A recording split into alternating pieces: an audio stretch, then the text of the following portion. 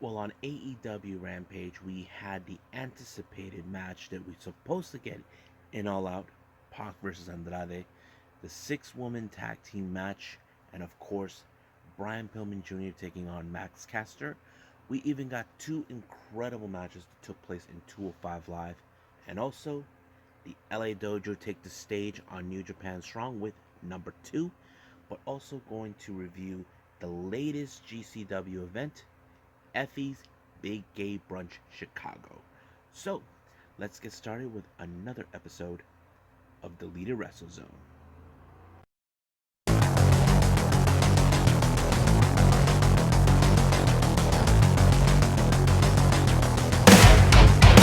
Are you ready?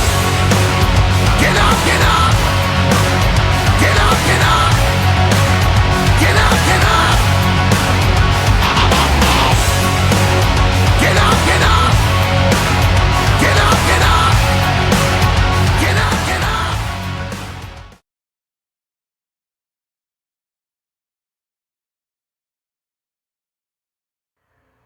Welcome everybody to Deleted Wrestle Zone. All things that it's pro wrestling with AEW, NXT, New Japan Pro Wrestling, Impact Wrestling, the National Wrestling Alliance, various promotions, wrestlers, matches, and championships.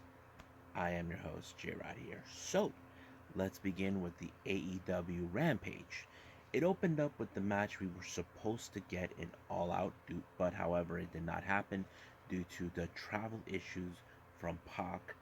And this time it was Andrade versus Pac. The match was pretty good. It did show a lot of the story, how they are that Andrade is determined to prove that he is the best of what he can do. Pac, who had enough of Andrade getting involved with Death Triangle, trying to prove that he could be a former leader for the Lucha Brothers. However, the match went in a different direction. We saw Jose, the interpreter, try to distract the referee while Chavo Guerrero Jr. interfered in the match. And of course, the Lucha Brothers tried to help, but apparently it was too late. But it did allow for Andrade to win, but however, he was not satisfied with the win.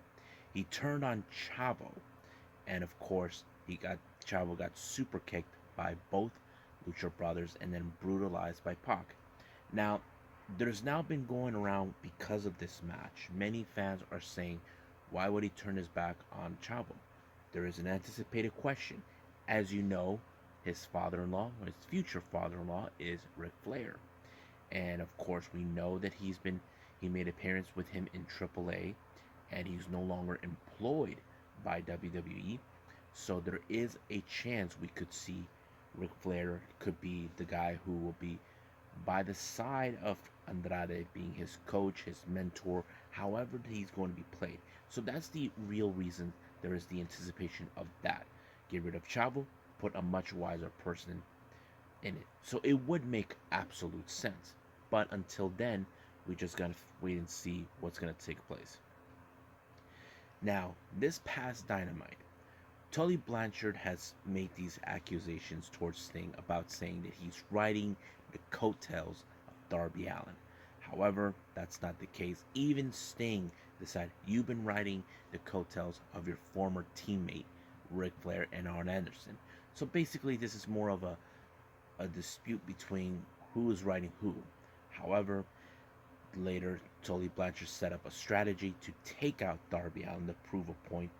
But however, we will see that match take place on Dynamite. Now, as you know, this past on All Out, we had two new debuts, Adam Cole and Bryan Danielson. As you know, Adam Cole has showed a video that he is who he is, and he's there for his friends. And as for Daniel Bryanson, he wants to take on the best in the world that can offer. And that's the pretty good, interesting thing is. But however, are we going to see these two face off? We most likely will. Now, we get to the six-man women tag team match. We have Rebel, Jamie Hayter, and the AEW Women's Champion, Dr. Britt Baker, BMD, facing off against Chris Statlander, Riho, and Ruby Soho. Now, the match was pretty good. I think the combination with all these women, like, as you know, we've been for who knows, I don't know how long, as Britt and Jamie and Rebel can coexist, but seeing both um, Ruby, Riho, and Chris coexist kind of felt great to see a new different team. I would like to see these three girls become a team. You know, it would be a lot of fun. You know, but we'll see what happens then. But however, it was Statlander who picked up the victory when she put away Rebel with the 1, 2, 3, and that's all she wrote, folks. Now, this next match is between the acclaimed Max Caster along with Anthony Bowens taking on Brian Pillman Jr. Now, these guys have been going head to head many times over. However, he wants to humiliate him in his hometown of Cincinnati, Ohio. And because of this, it looked you can tell that there was the numbers game. Anthony Bowens was getting involved and many times over, but however, somehow Brian Pillman was able to come over the top with the springboard lariat, allowing himself to win. But however, Bowens did not take this lightly. He attacked him, so it was a 2-on-1 beatdown. But however, a fellow Cincinnatian decided to show up and kick their asses and show them what's it like to be Cincinnati, and that is none other than, of course, Jon Moxley. He kicked their asses, and this is going to be a very good. I wouldn't be surprised if Matt Caster and Anthony Bowens decides to set up a match between these two. We may never know, but I do know that, of course, recently Minoru Suzuki and Lance Archer issued a challenge against Jon Moxley, but that's another conversation for another time. But we'll see where they're gonna go. So I think that's it what we got with AEW Rampage. So let's move on with 205 Live.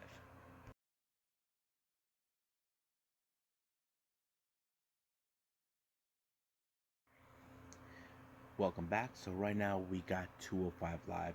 There's only two matches. I would have assumed there were going to be three, but no. This time we have two.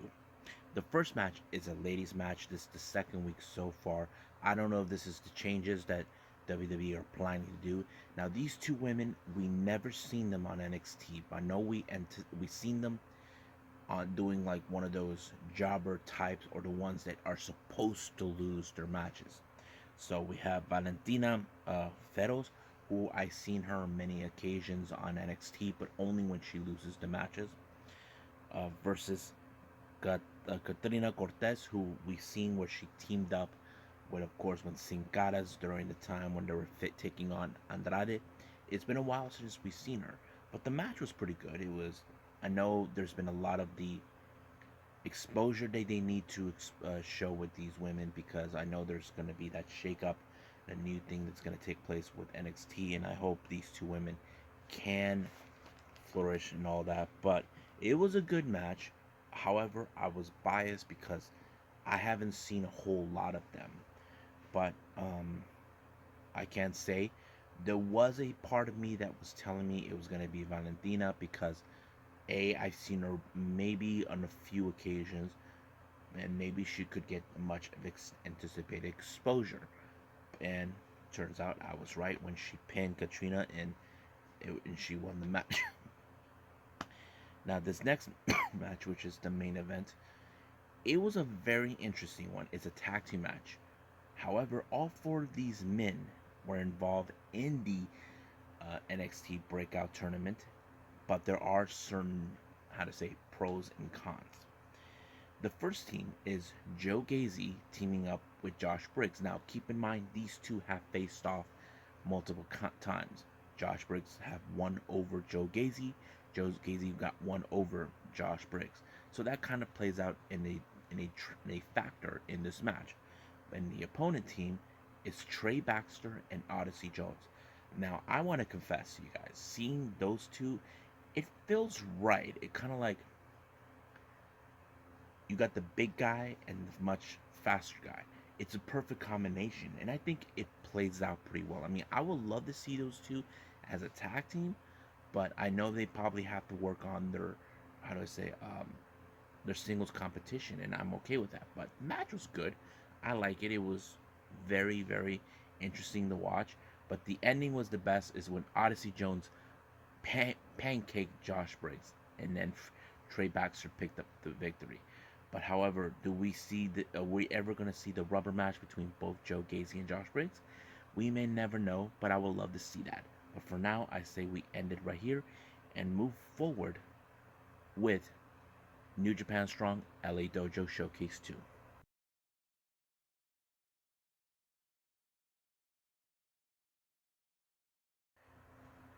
Okay, so we got the New Japan Strong with the LA Dojo Showcase. Now, some of you may or may not know what the LA Dojo Showcase is. As you know, there is two different dojos with New Japan. There's the LA Dojo and, of course, the Tokyo Dojo, where New Japan is headquarters at. What these showcase do is introduce the young lions who are under the training by Shibata. And many of these guys are here, and they even bring back certain wrestlers that are on the verge of who just graduated, and of course are those who are on the verge of graduation. So let's start with the first match. We got the DKZ taking on Kevin Knight, who these two have teamed up on certain occasions on tag team matches, even though they are lose their matches elsewhere. So basically, it was a pretty good match, and I have to say DKC seems like he has improved a lot since he joined the LA Dojo last year. If you guys will recall, he actually asked for some guidance, and that's when Shibata told him to join him, and that's what he did. However, Kevin Knight was the better competitor tonight, and it showed he is also improving as well. So Kevin Knight wins his match. Now we got Alex Coughlin taking on a more recent LA Dojo graduate. We're talking about Clark Connors. Now this was a very anticipated match because in this case, these two know each other very well. They train together, they work out together, they even uh, stay in the same place together. And that's always been one of the most anticipated things to see. Now you can guess, can Alex Coughlin think about what Clark Connors can do, or Clark Connors can do the same thing? That is a very obvious question, and that kind of plays out in its own way. However, it was Clark Connors who overcame this match and allowed himself to win it, and of course, gain respect with Alex Coughlin. We know he's currently trying to do the Open Challenge, so the real question is, can he get a break? But we'll see who will be his next challenger. The final match, this is mostly a payback match between these two young lions, or should I say, a current young lion and of course the most recent, the last year's graduate. We're talking about Carl Fredericks. Now these two guys had faced off in the finals of the Lions Cup that took place in Japan. Ren Narita was in the finals, but he came up short. But however, he wanted to train under Shibata. And of course, Shibata accepted his offer and he told him to join with them. So Ren Narita went on. He graduated from the dojo in Japan. However, he had to learn more and more in the LA dojo under Shibata. There are those who want to learn more about trainings. Others like Shota Umino and of course Yuji Yoda Suji. They will already be sent to, of course, Rev Pro to learn more, be having much of the experience that they deserve to have. But this match was amazing because it showed how much Ren Narita has grown since the last time these two faced off, and it was the most biggest upset that we've ever witnessed. Ren Narita finally got his revenge for that loss, and he finally could be heading back to Japan once he graduates from the LA dojo. However, he received a little visit from his new rival and nemesis, arch enemy, however you want to call it, Mr. No Days Off, Fred Rosser. So it looks like he issued a challenge to Ren Narita, since these two guys hate each other, that this could be taking place and Fighting Spirit Unleashed. And this is going to be one hell of a match because If you guys seen or haven't, these guys are like right in each other's faces. They try to outdo each other, but the real question is, can Ren Narita can beat Fred Rouser due to his experience and of course his powerhouse that he can throw in. But we'll find out when that day comes in Fighting Spirit Unleashed. So at this moment, let's move with GCW.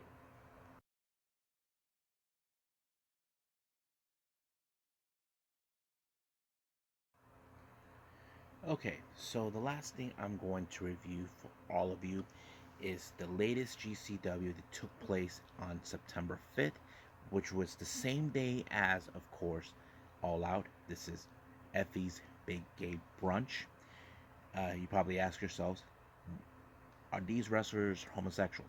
The answer to that question, they are homosexual wrestlers, and there's heterosexual wrestlers who just enjoy having fun. And I have to say, it was a pretty good, fun match. Now, if you're not a fan of this, you guys don't have to watch. You can skip ahead to uh, I'm gonna set up the rankings for the AEW for who's gonna be at the top for both singles competition, the women's competition, and of course the tag team. So we'll do that. If you want to skip that right now. Now let's go with the first match. It opened up with Pollo del Mar. It's pretty good, interesting how she put up the promo.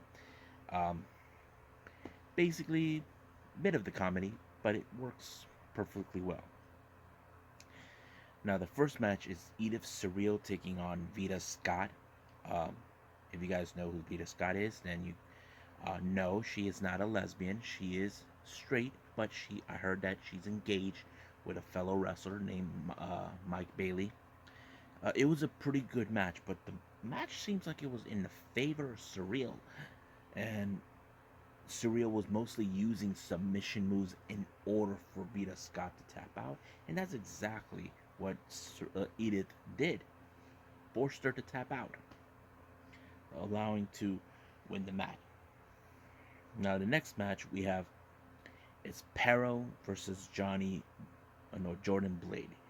This was one of those matches like David versus Goliath.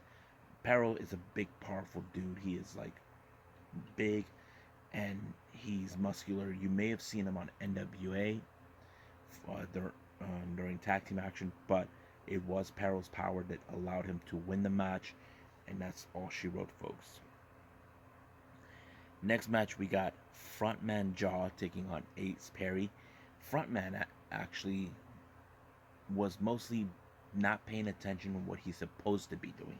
He talks too much. He doesn't pay attention what's at stake. But however, Ace Perry was able to use that into his advantage to win the match, and it was pretty awesome. And now Frontman Jaw has no one to blame but himself for his own misdeeds. Next match we got is a six-way scramble match. We have Kida Murray, who it was revealed that he is bisexual. Dylan McQueen, Jai Vidal, Brooke Valentine, Kung Fu Janela. No, it's not Joey Janela's alter ego, but he does looks a little bit like Joey Janela. I don't know if they're related, but it did tell that this guy's also homosexual. And then, of course, the one guy who feels he was disrespected by Effy for not, I don't know who this jerk off is. His name is Jarrett Evans. However, he was the one guy that no one wanted to see win. They wanted to see the others. But luckily, it was Jai Vidal who put him out of his misery. So that way, he needs to shut up. But Jai Vidal, awesome dude. I've seen him in future stars of wrestling. Really amazing. Next match, we got Devin Monroe and Ashton Starr. Now, I have seen Ashton Starr before, but I did not know the guy was gay. But there's no shame of it. No shame whatsoever. But it was a good match. I'm not going to lie about it. It was good. And practically, I was a bit biased because I've seen Devin Monroe in previous GCW events, but I seen him in AEW Dark on those occasions. But for him, but I was a bit surprised that Ashton Starr actually picked up the victory. It was like a major upset, but it was a win for him. Now the next match, excuse me.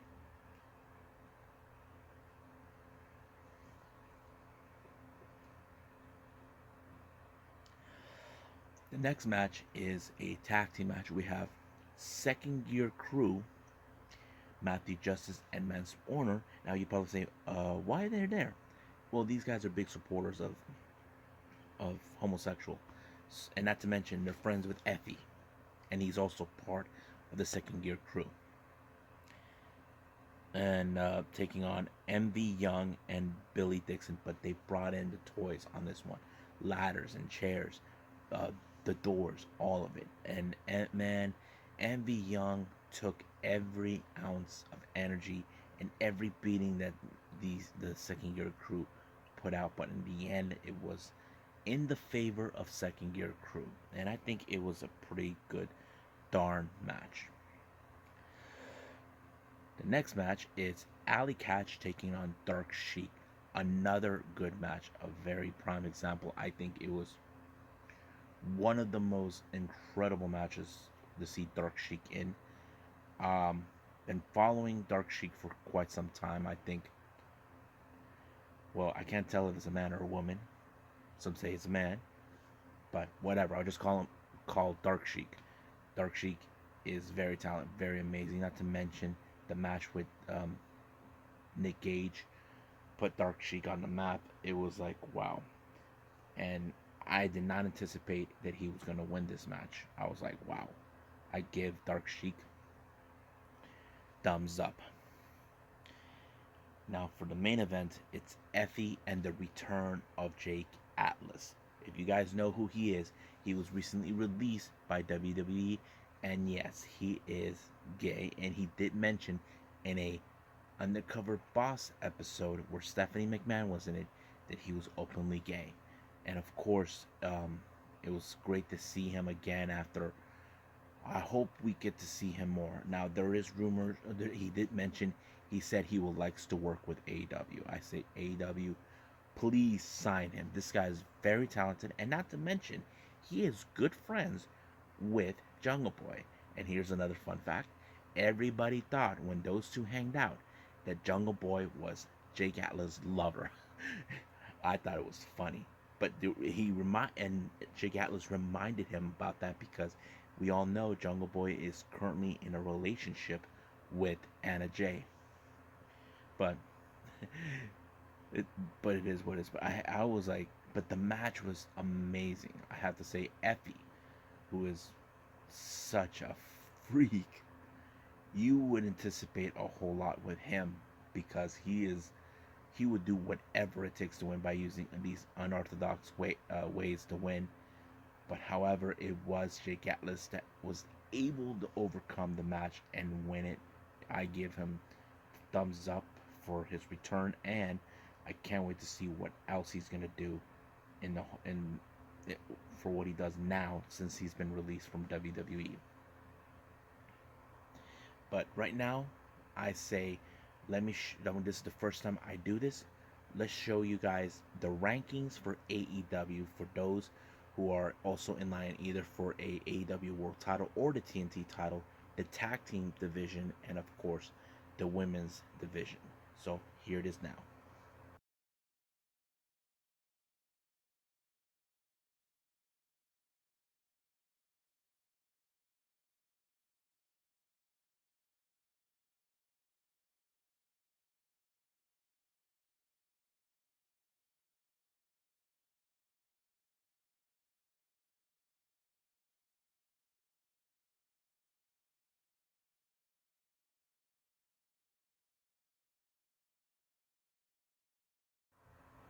Well, I hope you guys enjoyed this episode. I think I made it short. I'm not sure. But however, there is more and more wrestling to come. I got catching up with some events that I need to catch up with.